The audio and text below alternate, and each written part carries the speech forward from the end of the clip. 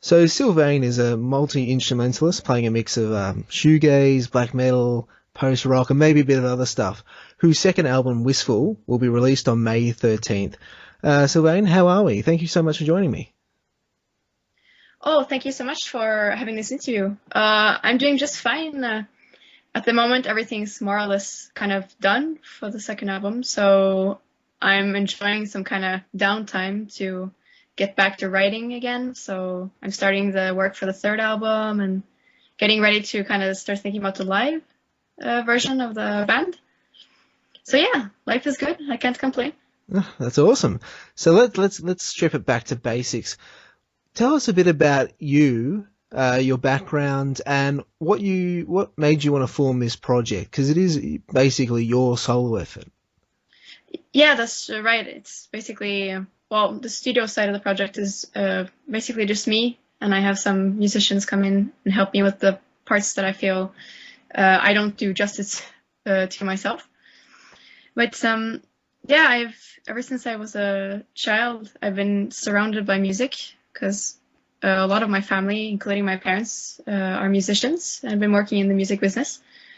So it was something that was very natural to me from an early age. When I became a teenager, I started to realize that it could be like a way for me to express things that I kind of had troubles with expressing any other way. So I started to like write lyrics and experiment with my voice and the piano, because the piano was kind of the way I started to write songs back in the day. And well, things kind of developed. I started high school and I went to music high school. And after that, I went to a few other music schools. So through that, I kind of started to develop my own style. I had classes in singing, in piano, drum lessons. So yeah, and basically when I started the university, because I have a bachelor's degree in music science, I really started to feel like I needed to make a project that was more personal to me, because I've been in quite a few bands and like constellations before, but nothing that I could like really get as into as this, because I didn't kind of feel the rights to take over and metal. So yeah, I decided like was it 2013, I think, that I wanted to start this project that is now called Sylvaine. Nice, nice. So in terms of the actual music of the project, tell us a little bit about sort of how you would describe it and some of the influences that have gone into really forming the music that you're playing.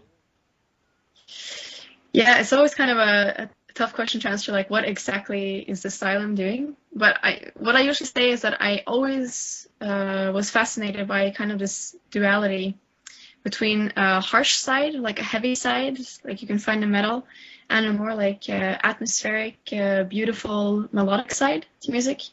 And I always wanted to kind of include both of these in something and kind of marry them together. So that became the basis for how I wanted the project to sound. Of course, the first album was written over a longer period, so it was a bit maybe less the sound I wanted to have. And for the second album, Wistful, I'm closer to what I really want to do with this project. And as far as the inspirations and stuff goes, I mean, it's a very personal project to me, obviously, since it's my solo thing. So it's just like almost like a auditive diary in a way.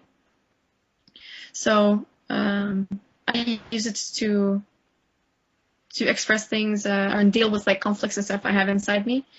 So it's kind of like therapy basically, which is the case for many artists, I suppose. Mm-hmm. In terms of the actual music of the album, thankfully you've premiered a few tracks over the last a couple of weeks, a few months. I haven't actually looked at when they were released. I think the last one was released a few days ago, wasn't it? Yes, that's true. Yeah. No, go ahead. No, I was just gonna say the last one was Delusions, Yes, the yes, first track that's of it. the album. Yeah. And listening to it, I don't know if this sort of speaks to what you were saying about it more reflecting what you actually want the band, the project to sound like. But I feel like it's slightly heavier. It's got a slightly denser sound. Would you say that's about right? Yeah, I think it's true. I think it also kind of reflects the message more on this album. It's kind of darker this time, so I think the sound itself also became a bit harsher, a bit darker, a bit more heavy, which is something I'm actually quite happy about. I think it suits the project well. Mm. Now, one thing I love about the music that you play is that I feel like, going back to what you were saying about the duality, I feel like there's a great deal of, kind of restraint. And I don't mean that kind of, you're not sort of being going forward in a direction too much. I feel like, do you think that it's kind of, there's a lot of restraint shown? Like there's a bunch of things going in there, like the heavier side and the softer side, and you kind of, I feel like it's got a really relaxed combination of them. Yeah, I think it's kind of like a natural combination. It doesn't sound like strange or like forced or anything. And it's as far as relaxed, I mean, I've always been a kind of fan of like the doom scene and stuff like that. So I like to do this kind of more laid back style in my music. So yeah, I think it's this kind of marriage of these two elements works fairly well and natural in the project. Definitely. Now, in terms of like thinking about these kind of style more broadly, why do you think like the black metal, the shoegaze, the kind of some of the doom, why do you think that lends it so well to certain forms of melancholy, like people expressing melancholy in their music? Well, I'm not sure, but I can imagine that like nowadays with how the world and society kind of works, that there's a lot of darkness, a lot of really harsh realities, and it's kind of maybe bringing out a more melancholy side in the art as well, because it kind of reflects the society a bit.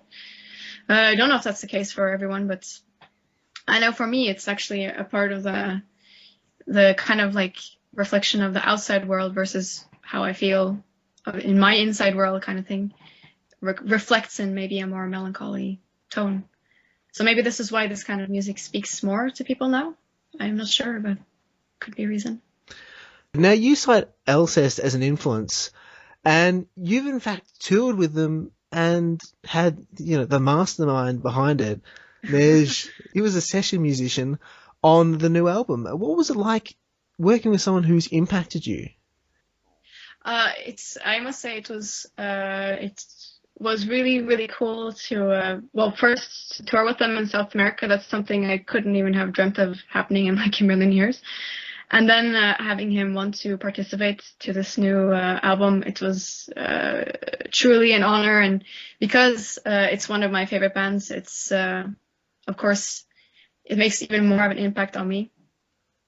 And on top of that, he's like an excellent musician. So it really brought something great to the songs he participated to. So yeah, all in all, it was like a very cool experience for me. I can't really complain about that. In terms of the live show, how is it playing the songs that you've written and for a large part played on the studio version of the songs? How is it getting musicians in to play them live? So you've got one part, or two parts, and the other parts are fulfilled by other musicians when, the studio versions, they're conceived and mostly are played by you. Yeah, that's a good point, actually. It's quite strange. I mean, I'm sure it's very strange for them too, because I mean, technically all their parts are already written out, more or less. So of course I give them, they can add their own touch and everything, but as kind of like a Hitler in this band, I kind of have the final say in what goes and not. But yeah, it's been, for me, I must say, it was like the first times we started rehearsing with the band, it was extremely cool to hear this music like come to life with other people. It's like I really can't wait to get out there and play it, because it's sounding really good, and I think all the guys are quite excited too. So yeah, it's been a good experience. I love a lot of the artwork, especially the bands I interview. A lot of the cover artwork I love. I think it's really interesting, but half the time I can never really figure out what it is. So for the album artwork of Wistful, who did the cover and what is it? What is it? You know, what is it an image of?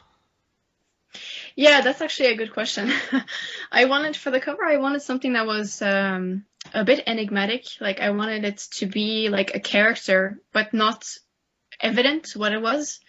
So basically, in the end, that's exactly what I ended up with. The image, it's a photograph provided by the really, really excellent artist called Sulfur. His name is Maxime, and he lives in France. Young, up and coming guy that I got in touch with over Facebook, actually. And he shot an image of his girlfriend in the woods, and of course did digital editing afterwards.